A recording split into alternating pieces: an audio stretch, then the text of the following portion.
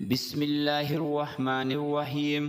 والدین کے حقوق۔ ماں باپ کے ساتھ اچھا سلوک کرنا۔ ماں باپ کے ساتھ اچھا سلوک کرنا چاہیے اور اس حسن سلوک کی توفیق کو دونوں جہاں کی سعادت سمجھنا چاہیے۔ اللہ کے بعد انسان پر سب سے زیادہ حق ماں باپ کا ہی ہے۔ ماں باپ کے حق کی اہمیت کا اندازہ اس بات سے کیجیے کہ قرآن نے جگہ جگہ ماں باپ کے حق کو اللہ کے حق کے ساتھ بیان کیا ہے۔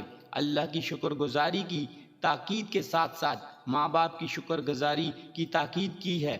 ترجمہ: اور آپ کے رب نے فیصلہ فرما دیا ہے کہ تم اللہ کے سوا کسی کی بندگی نہ کرو۔ حضرت عبداللہ ابن مسعود رضی اللہ تعالی عنہ فرماتے ہیں، میں نے نبی کریم صلی اللہ علیہ وسلم سے پوچھا کہ کون سا عمل اللہ کو زیادہ محبوب ہے؟ نبی صلی اللہ علیہ وسلم نے فرمایا، وہ نماز جو وقت پر پڑھی جائے۔ میں نے پھر پوچھا، اس کے بعد کون سا کام اللہ کو سب سے زیادہ محبوب ہے؟ فرمایا، ماں باپ کے ساتھ حسن سلوک۔ اس کے بعد فرمایا، خدا کی راہ میں جہاد کرنا۔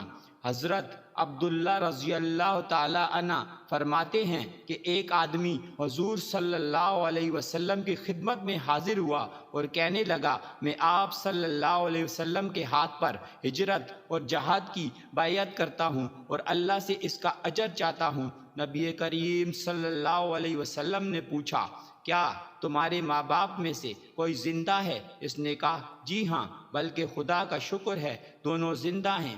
آپ صلی اللہ علیہ وسلم نے فرمایا، تو کیا تم واقعی اللہ سے اپنی ہجرت اور جہاد کا بدلہ چاہتے ہو؟ اس نے کہا، جی ہاں، میں خدا سے اجر چاہتا ہوں۔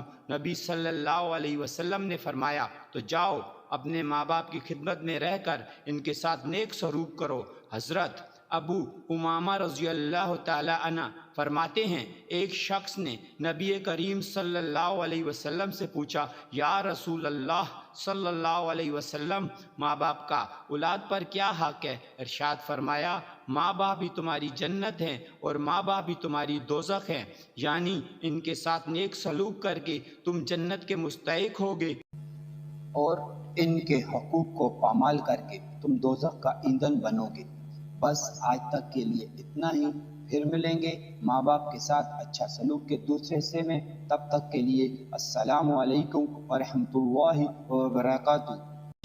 تو پلیز اس کو لائک کریں، سبسکرائب کریں اور تمام دوستوں سے شیئر کریں تاکہ یہ پیغام آگے تک پہنچ سکے۔ جزاک اللہ خیر۔